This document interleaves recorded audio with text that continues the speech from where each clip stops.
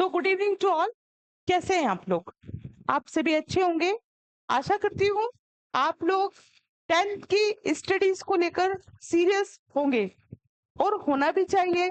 Board exam है, syllabus ज्यादा है। जो बच्चे ज्यादा उन लोगों के लिए है जो बच्चे 100 आउट ऑफ 100 लाना चाहते हैं, तो उनके लिए ज्यादा मैं इसलिए कहना चाहूंगी कि उन्हें एनसीईआरटी के अलावा भी एनसीईआरटी बेस्ड कुछ क्वेश्चंस अलग से करने होंगे, जो कि प्रैक्टिस सेट में मैं आपको बिल्कुल बताऊंगी। आप प्रैक्टिस सेट को बिल्कुल सॉल्व करें, क्योंकि अगर आप उसको सॉल्व नहीं करेंगे तो आप यह नहीं जान पाएंगे कि हम लोग कितने पानी में हैं।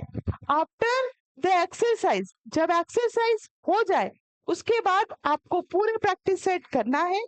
प्रैक्टिस सेट के जो क्वेश्चंस हैं, हमारे जो प्ले स्टोर पर एप्लीकेशन है आप उसे डाउनलोड कीजिए। उसे डाउनलोड करने के बाद आपको क्लियर हो जाएगा, वहां पर डाउट सेशन भी है, नोट सेशन भी है, सब कुछ अवेलेबल है। अब आप सोच रहे हैं मैडम हमको करना क्या होगा? तो करना आपको कुछ भी नहीं है। इसके लिए आप लोगों को प्ले स्टोर से हमारा चैनल जो है उसे डाउनलोड करना होगा। चैनल मतलब कि एप्लीकेशन, एप्लीकेशन का नाम है एग्जाम वाला विद योगिता मुकाती। आप इसे सर्च करेंगे, ब्लैक कलर में लोगो आएगा, वहां बिल्कुल लिखा है एग्जाम वाला विद योगिता मुकाती। आप वहां जाकर इसे डाउनलोड करें और आपको जो घर बैठे बहुत ना के शुल्क के बराबर मात्र 200 रुपए में आपको ये फैसिलिटी मिल रही है, इसे आप ज्वाइन करें। और यूट्यूब पर तो क्लासेस चली रही है, आप यहाँ से भी पढ़ सकते हैं। लेकिन आप चाह रहे हैं कि हम रेगुलर बेस पे टेस्ट दें, हमें रेगुलर बेस पे नोट्स मिले, तो इसके लिए थोड़ी सी मशक्कत आप लोगों को करनी पड़ेगी। ठीक है, तो आज जैसा कि इसके पहले मैंने आपको बता दिया था कि हम एक्सरसाइज 1 स्टार्ट करेंगे। एक्सरसाइज 1 में जो चीजें आनी चाहिए वो भी मैंने बताई थी। आज मैं उसको एक बार फिर से रिपीट करूंगी कि इसमें क्या पढ़ना है। देखिए, मैंने पूरे नोट्स भी कंप्लीट यही कर लिए हैं।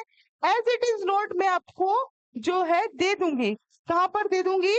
आपको जो नोट्स है मैंने जहां बताया, आपको क्या बताया, प्ले स्टोर से आप हमारे एप्लीकेशन को डाउनलोड करेंगे, सारे नोट्स आपको मिल जाएंगे, क्वेश्चंस पेपर भी मिलेंगे बकायदा। आपके क्वेश्चन पेपर जो टेस्ट पेपर है वो बिल्कुल चेक भी होंगे।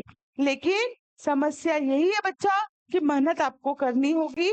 आगे आप खुद समझदार हैं, सब 14 प्लस है, जहां तक मेरा मानना जानना है कि आप सब 14 प्लस है।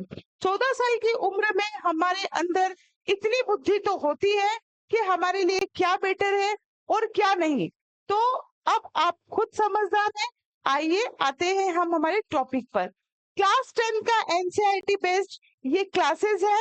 इस क्लासेस के अंदर आप लोगों को 10th क्लास का संपूर्ण मैथ्स पढ़ाया जाएगा।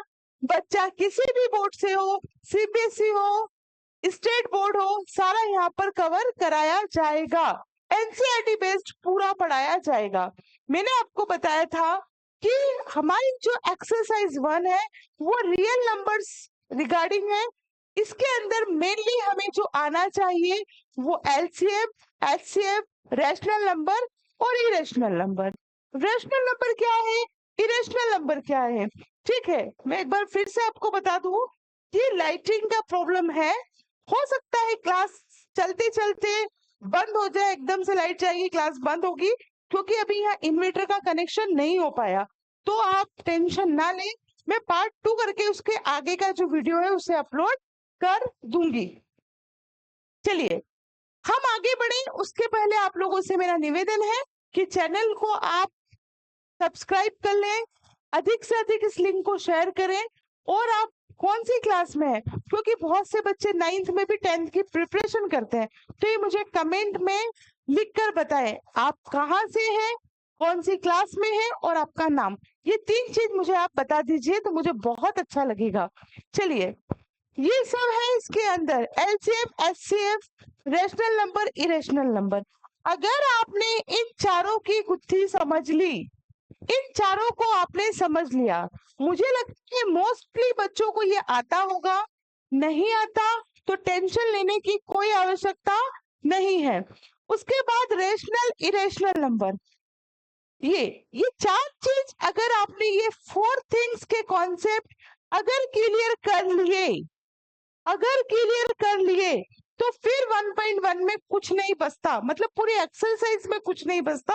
आप ये समझिए 1.1 एंड 1.2 यहाँ 4 से 5 मार्क्स के क्वेश्चंस आते हैं, है ना, शॉर्ट भी आते हैं, 1 मार्क्स के भी पूछ लेते हैं, बिल्कुल आपको बताया जाएगा। आफ्टर द एक्सरसाइज वह क्वेश्चन आपसे सॉल्व करवाए जाएंगे जो अभी तक एग्जाम में पूछे हैं। कोशिश है 5 to 7 इयर्स के, मिनिमम 5 इयर्स के क्वेश्चंस तो मैं आपको सॉल्व करवाऊंगी। तो जल्दी से अपने फ्रेंड्स को लिंक शेयर करें और इसे ज्वाइन करें। ठीक, आपको ज्ञान मिल रहा है, आप बटोर ले, बहुत ही आपके लिए बेनिफिट होगा। तो आज हम एलसीएम एचसीएफ से स्टार्ट करते हैं। एलसीएम क्या होता है, एचसीएफ क्या होता है ना। अच्छा, कमेंट तो देख ही नहीं पाऊंगी, ऑफलाइन वीडियो है तो कोई दिक्कत नहीं है। आपका एलसीएम क्या होता है और एचसीएफ क्या होता है, हमें सबसे पहले ये पता होना चाहिए। आपको आता होगा ऐसे मैं उम्मीद करती हूँ, लेकिन फिर भी मैं आपको एक बार एलसीएम और एचसीएफ निकालना बता देती हूँ। कुछ नहीं करना है, मान लीजिए 12 का हमें एचसीएफ निकालना है और हमें एलसीएम निकालना है। 12 और 18 का एलसीएम निकालना है और एचसीएफ निकालना है। तो कुछ नहीं करना है, आपको जो है इस मेथड से, है ना, जो फैक्टराइजेशन मेथड है इसका आपको यूज करना है। 2 6 12, 2 3 6, 3 1 3, फिर 2 9 18, 3 3 9 एंड 3 1 3। ओके, हमें क्या निकालना है, हमें निकालना है एलसीएम एंड एचसीएफ।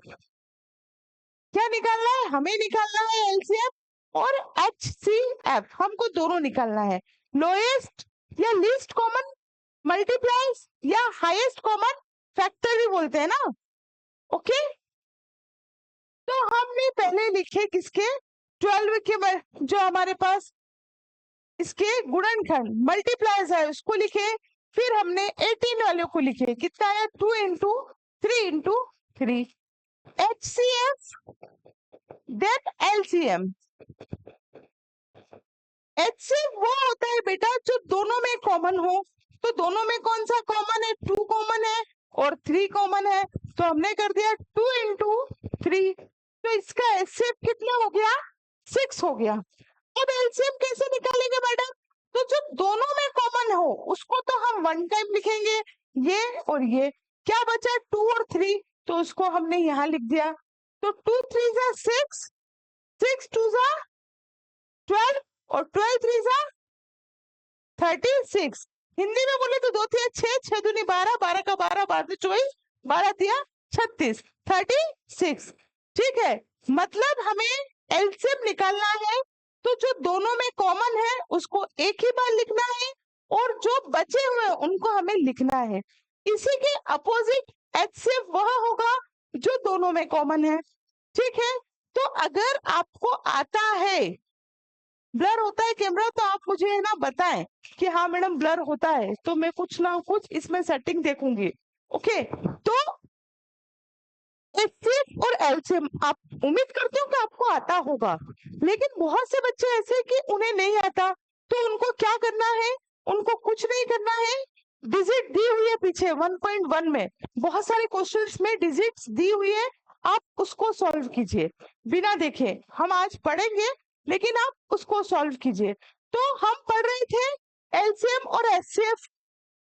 ठीक है, LCM HCF rational irrational number, LCM समझा चुकी हूँ, एचसीएफ बता चुकी हूँ। अब हम आ जाते हैं किस पर, इरेशनल नंबर पर। अब हम आ जाते हैं किस पर, रैशनल और इरेशनल नंबर पर। तो पहले हम जानेंगे रैशनल नंबर, बहुत ही आसान तरीके में बताऊंगी, उम्मीद करती हूँ आपको अच्छे से समझ में आएगा। अगर आप समझेंगे तो आएगा, नहीं तो फिर ऊपर से जाएगा। तो अब आपको क्या करना है ये आप अच्छे से जानते हैं।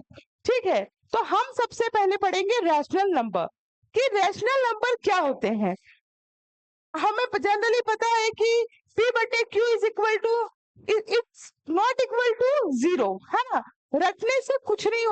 समझो।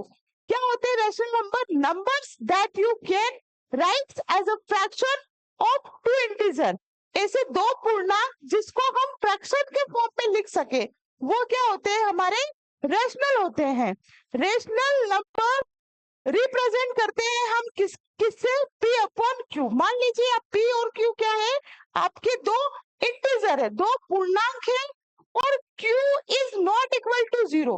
मतलब P अपॉन Q में हम कुछ संख्या को लिख रहे हैं, 3/4, 2/4, लेकिन यहाँ शर्त ये है कि Q 0 के बराबर नहीं होना चाहिए, नीचे 0 नहीं आना चाहिए। ठीक है, करते हैं हम आगे। इतनी बात समझ में आ गई? ऐसे इंटीजर जिसको हम P अपॉन Q के फॉर्म में लिख सके और Q बराबर ना हो 0 के, that is called rational number. Okay, ठीक। अब हम देखते हैं जितने भी नेचुरल नंबर है हमारे 1 2 3 4 5 6, they all are the rational number. जितने भी होल नंबर है इसमें 0 को ऐड कर देंगे तो होल नंबर हो जाएंगे।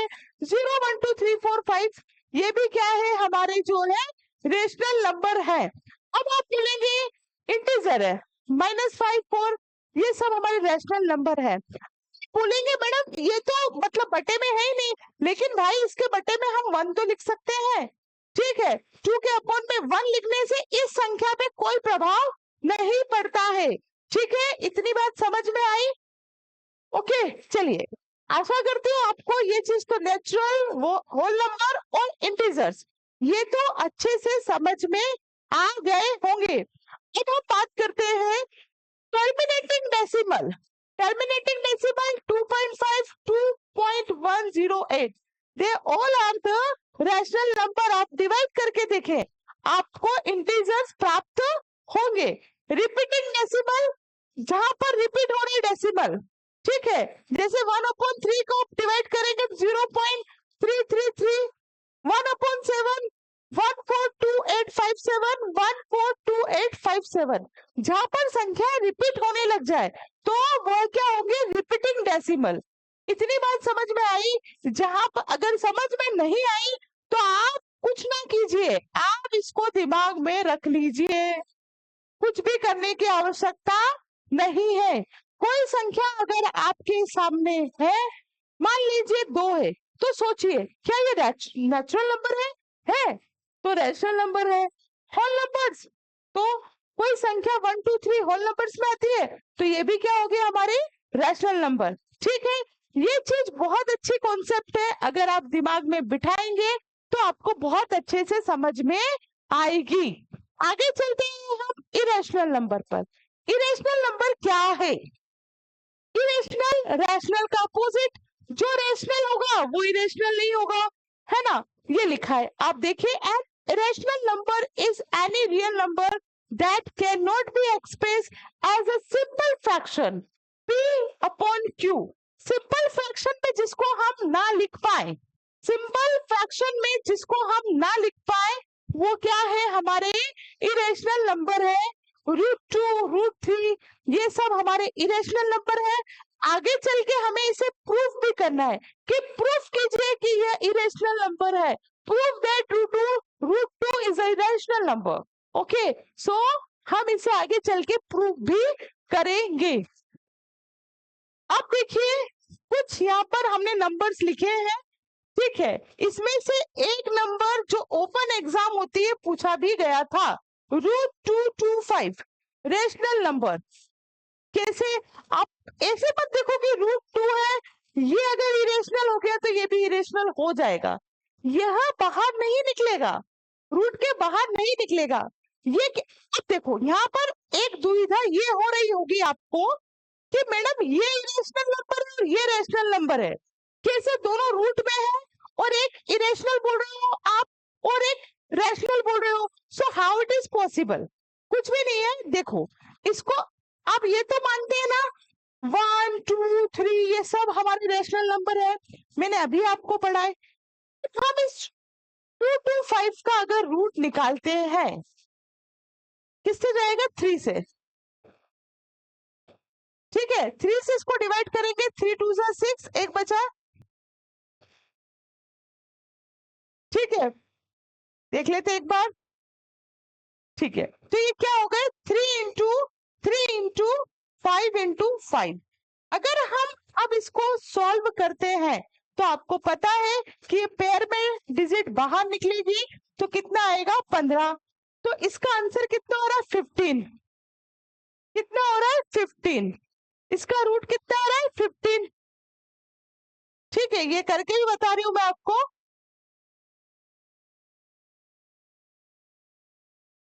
ठीक है, मतलब 15। इसको अगर हम ये बाहर निकल सकती है, मतलब ये संख्या कौन सी है हमारी 15 है, इसलिए रेशनल नंबर होगा। और इसी कारणवश इसे एग्जाम में पूछा गया कि रूट में देते हैं तो बच्चे क्या होंगे, कंफ्यूज्ड हो जाएंगे। ठीक है, ये सब नंबर इसी फॉर्म में मैंने यहाँ लिखे हुए हैं। जैसे √23 बाहर नहीं निकलेगा, ये क्या हो गया आपका इरेशनल नंबर। उसके बाद बात करें हम √225 की, ये हो गया आपका रेशनल नंबर। 0.3796 ये टर्मिनेटिंग है, इसलिए ये क्या हो गया रेशनल नंबर। 478 ये रिपीटिंग डेसिमल है, ये भी रेशनल हो गया। लेकिन 10 मतलब ये रिपीटिंग नहीं है, यहाँ 10 है या 2 है या 3 है। ये जो सीरीज है ये डिस्टर्ब सीरीज हो रही है, इसलिए ये इरेशनल नंबर होगा, नॉन रिपीटिंग सीरीज है। मैं आशा करती हूँ आपको एलसीएम, आपको एचसीएफ, आपको रैशनल, आपको इरेशनल नंबर ये काफी अच्छे से समझ में आ गए होंगे। तो आज आप ज्यादा दौड़े ना, सिर्फ इसी की प्रैक्टिस करें, क्योंकि ये एक्सरसाइज बहुत बहुत बहुत बहुत इंपॉर्टेंट है। तो आशा करती हूँ आपको ये समझ में आया होगा। 1.1 को पहले आप सॉल्व करने की कोशिश करें, नहीं आए तो मैं बैठी हूँ आप लोगों के लिए, टेंशन नहीं लेने का।